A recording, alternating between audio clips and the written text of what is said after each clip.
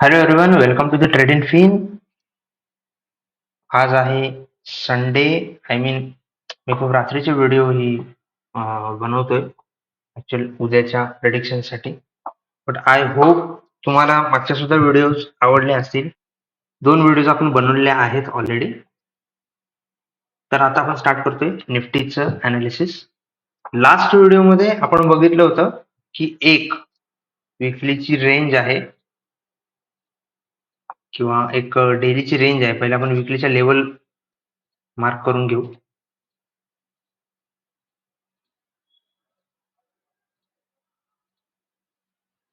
ठीक आहे. आणि आत्ताचा हा झालेला लेटेस्ट वीक. हा लेटेस्ट वीक आहे आत्ताचा. ठीक आहे. लास्ट वीक आणि त्याच्या आधीचा एक लास्ट वीक. 3 वीकच्या आपण कॅन्डल्सना आपण लाईनअप करून घेतलाय. ही वरची कॅन्डल तरी खूपच मोठी आहे. आपण या लास्ट वीकला सुद्धा आपण मार्किंग करून घेऊ. आणि देन शिफ्ट करू वन डे टाइम फ्रेमला. वन डे टाइम फ्रेमला तुमच्या लक्षात येईल इथे आपला लास्ट वीक कंप्लीट झालेला आहे.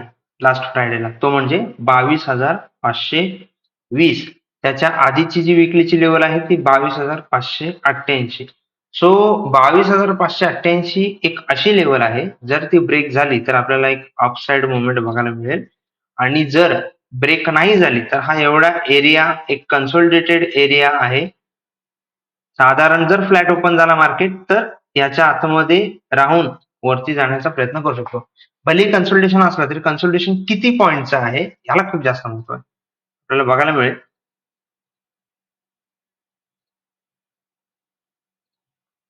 अराउंड 67 पॉईंटचा हा एक कन्सोलिडेशन एरिया आहे.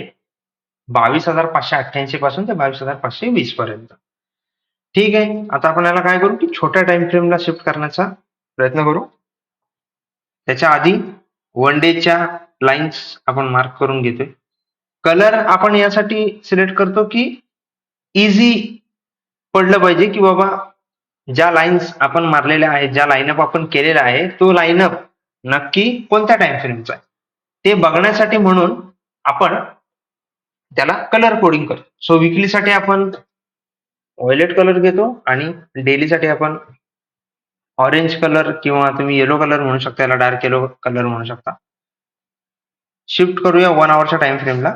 1 आवरच्या टाइम फ्रेमला तुमच्या लक्षात येईल एक गोष्ट की इथे हा एक कन्सोलिडेशन एरिया आहे.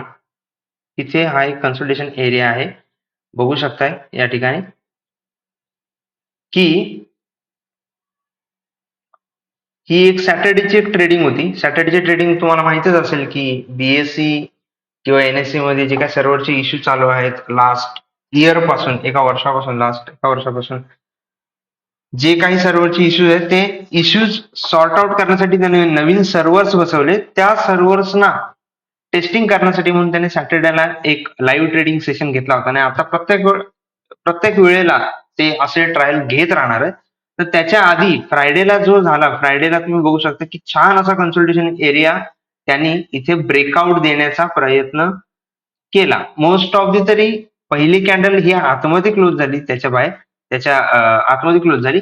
बट तुम्ही बघताय की नेक्स्ट एका कॅन्डल मध्येच एक छोटासा गॅप अप ओपन करून त्याने कन्सोलिडेशनच्या बाहेर पाय ठेवलेला आहे. बट इथे त्या कन्सोलिडेशन संपत नाहीये. कन्सोलिडेशन आपल्याला बघितल्याप्रमाणे 22,588 पासून 22,520 पर्यंत हा कन्सोलिडेशन एरिया अजून सुद्धा आहे. Just because of weekly level थोडी वरती क्रॉस होणार आहे, त्यामुळे लगेच काय तर धावायला लागेल असं होणार नाही. स्टार्ट करूया आजच्या अनालिसिस कडे. 5 मिनिटांमध्ये तुम्हाला बघायला मिळेल 5 मिनिटाच्या टाइम फ्रेमला की सॅटर्डेच्या दिवशी कशा प्रकारे त्यांनी लाईव्ह ट्रेडिंग केली होती. असो, सो आपण स्टार्ट करूया निफ्टीचा अनालिसिस. Scenario number 1. जर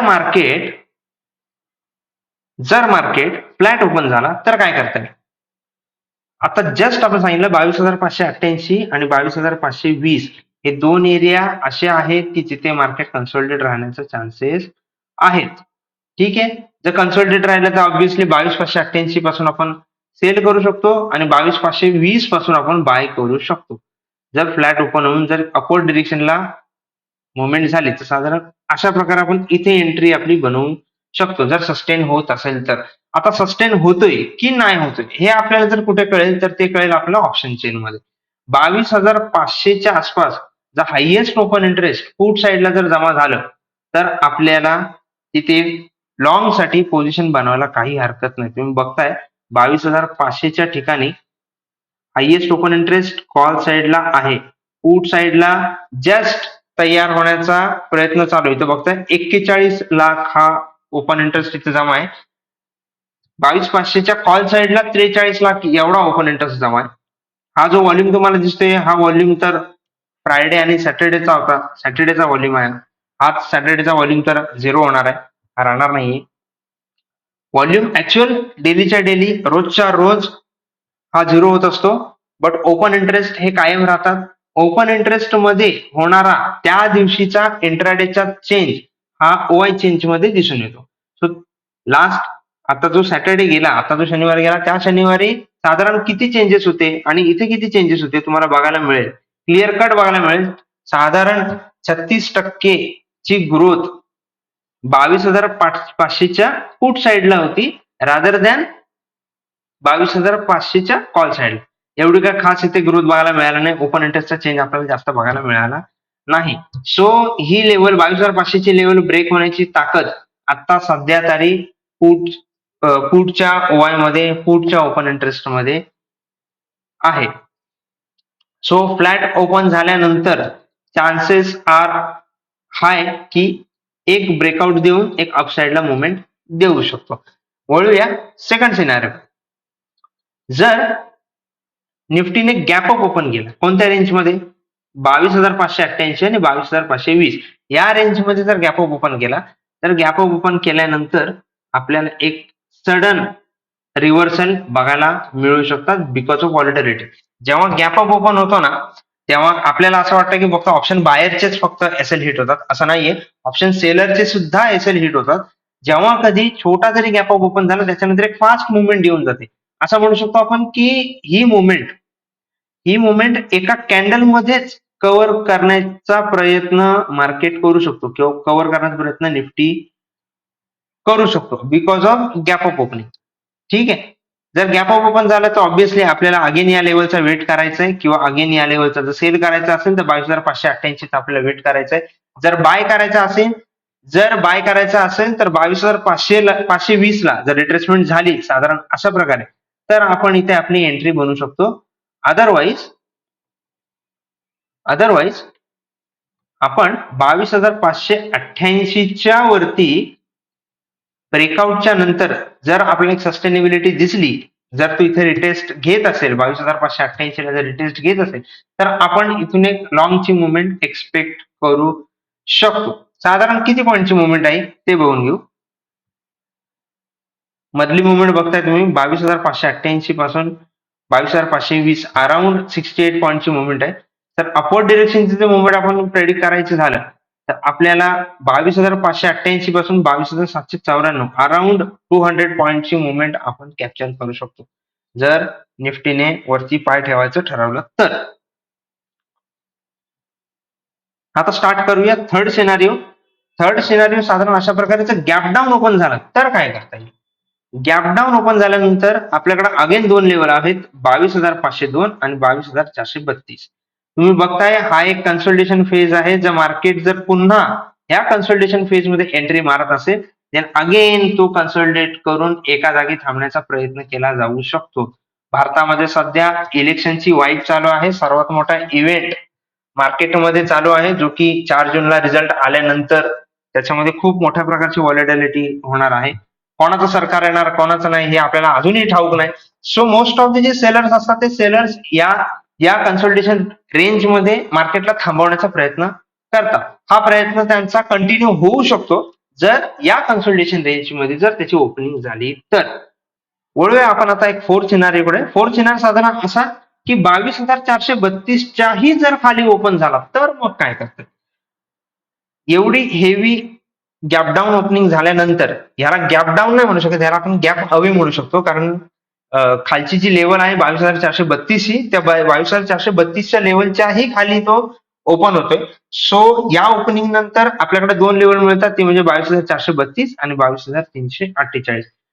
22,432 ला जर आपण गेलो आणि जर आपल्या लक्षात येत असेल की 22,400च्या अराउंड ओपन इंटरेस्ट खूप हायली हेवीली इन्क्रीज होतोय, जर असं आपल्याला दिसत असेल 22,400च्या अराउंड जर heavily open interest call side मध्ये जमा होत असेल, तर आपण 22,432 पासून सेलिंगचा ऑप्शन निवडू शकतो for a short reason, for a short time, एकदम शॉर्ट टाइम.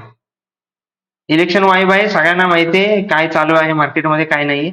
सो जर ह्या ठिकाणी ओपनिंग झाली तर 22,432 पासून एक सेलअप येऊ शकतो 348 पर्यंत, आणि 22,348 पासून पुन्हा एक आपल्याला एक अपवर्ड डिरेक्शनची रॅली बघायला मिळेल. हा कन्सल्टेशन रेंज एक प्रकारे ब्रेक करूनच तो गॅप डाऊन ओपन होतोय, त्यामुळे नेक्स्ट टाइम जेव्हा तो रॅली करेल तेव्हा या कन्सल्टेशनच्या जाळ्यात तो अडकणार नाही. तो सिरियस मोड मध्ये येऊन डिरेक्टली सगळ्या लेवल ब्रेक करायची ताकद ठेवू शकतो. आणि जर अशी त्याला मुवमेंटच करायची असेल तर ह्या मुवमेंट साधारण 12:30, 1:30 किंवा 2:30च्या नंतर या अशा प्रकारच्या मुवमेंट एक्सपेक्टेड असतात. मोस्ट ऑफ या मुवमेंट ह्या एक्सपायरी बेसिसवर होतात, बट सांगता येत नाही. मार्केट आहे, स्टॉक मार्केट आहे, कोणत्याही प्रकारची एक्सपेक्टेड मुवमेंट आपल्याला इव्हेंटच्या दृष्टिकोनातून करता येणार नाही.